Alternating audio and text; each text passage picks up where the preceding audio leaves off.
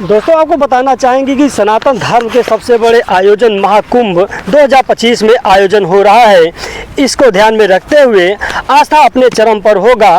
गंगा यमुना और सरस्वती के मिलन पावन पवित्र स्थल पर करोड़ों श्रद्धालुओं के द्वारा आस्था की डुबकी लगाई जाएगी। नमस्कार दोस्तों, मैं हूं रमेश पटेल। आज हमारी मौजूदगी प्रयागराज के अरायल संगम परिक्षेत्र में है। हम जिस स्थान पर खड़े हैं यह सोमेश्वर महादेव मंदिर के सामने घाट है। दोस्तों आपको बताना चाहेंगे कि प्रयागराज में 2025 में महाकुंभ का आयोजन किया जा रहा है, जिसको ध्यान में रखते हुए प्रयागराज की प्राचीन पौराणिक स्थलों का कायाकल्प बदलने का काम किया जा रहा है। प्रयागराज की तस्वीरें लगातार बदलती जा रही है। कहीं जो सरकार की मंशा है वह लगातार साकार होता हुआ भी दिखाई दे रहा है। अगर हम प्रयागराज के अरायल संगम परिक्षेत्र की बात करें तो यह प्रयागराज के त्रिवेणी संगम तट के सामने पड़ता है, जहां पर आने वाले श्रद्धालु संगम में आस्था की डुबकी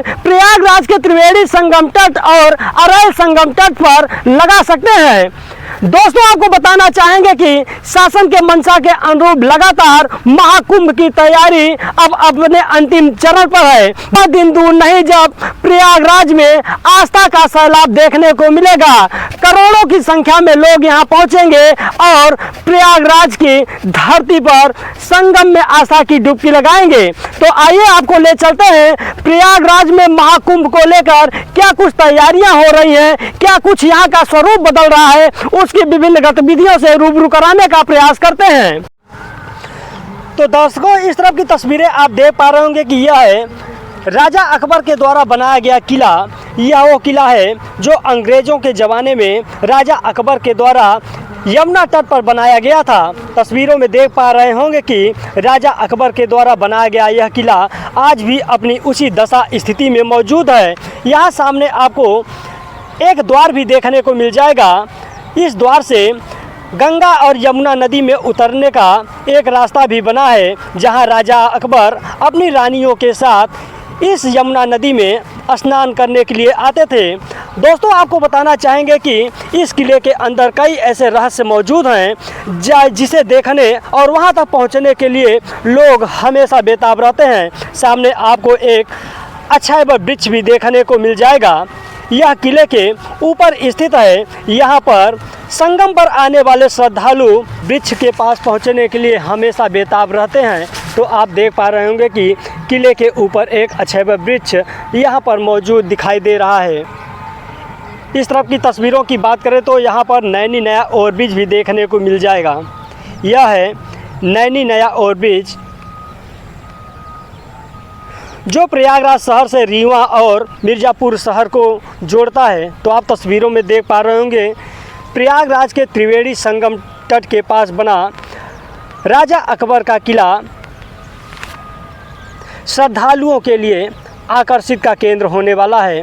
इस तरफ की बात करें तो यह है प्रयागराज के त्रिवेणी संगम तट, यानी कि गंगा यमुना और गुप्त सरस्वती का पावन पवित्र स्थल, जहां पर प्रत्येक दिन हजारों की संख्या में श्रद्धालु यहां पर संगम में आस्था की डुबकी लगाने के लिए पहुंचते हैं।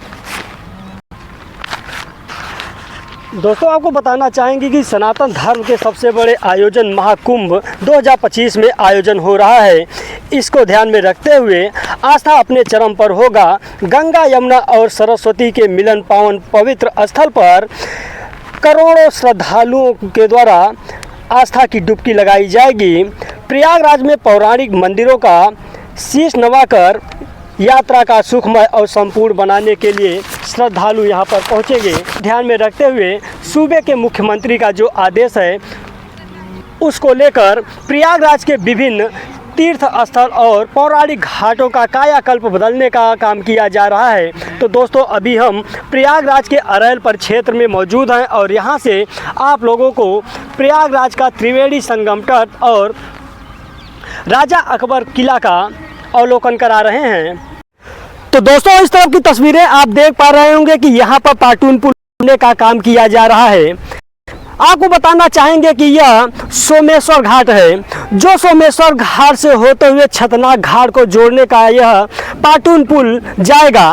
तो आप तस्वीरों में देख पा रहे होंगे कि बड़ी संख्या में यहाँ पर जो पीपा का पुल है वह गिराए गए हैं और श्रमिक मजदूरों के द्वारा इसे खींचकर पाटून पुल बनाने का काम किया जा रहा है।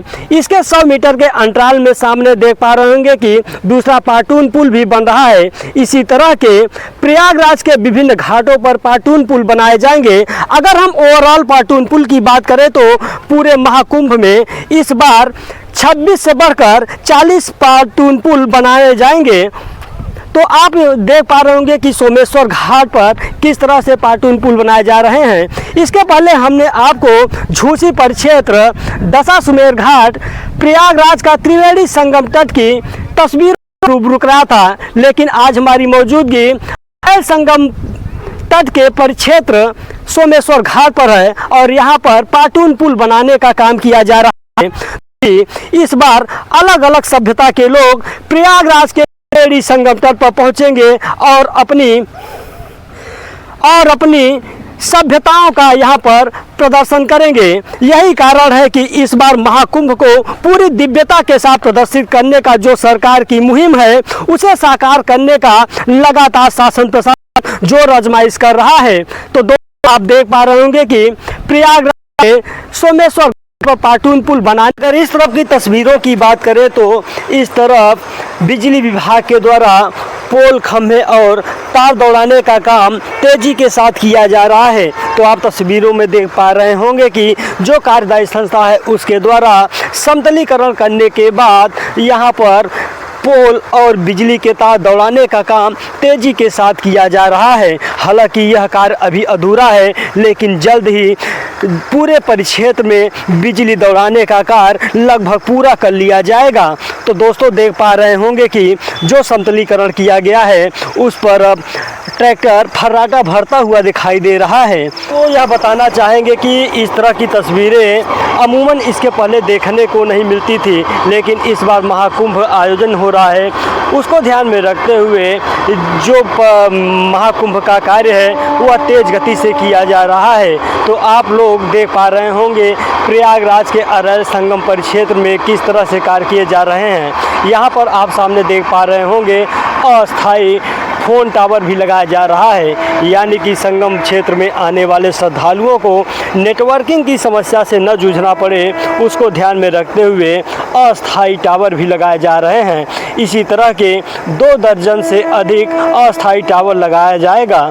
इस तरफ देख पा रहे होंगे बहुत सारे टीन सेट भी दिखाई दे रहे होंगे, यानी कि समतलीकरण करने के बाद अब यहाँ पर साधु संत महात्माओं को ज़मीन भी आवंटित किया जाने लगा है। जिस भी महात्मा और संत को यह ज़मीन आवंटित किया जा चुका है वह अब घेराई का कार्य भी कर रहे हैं।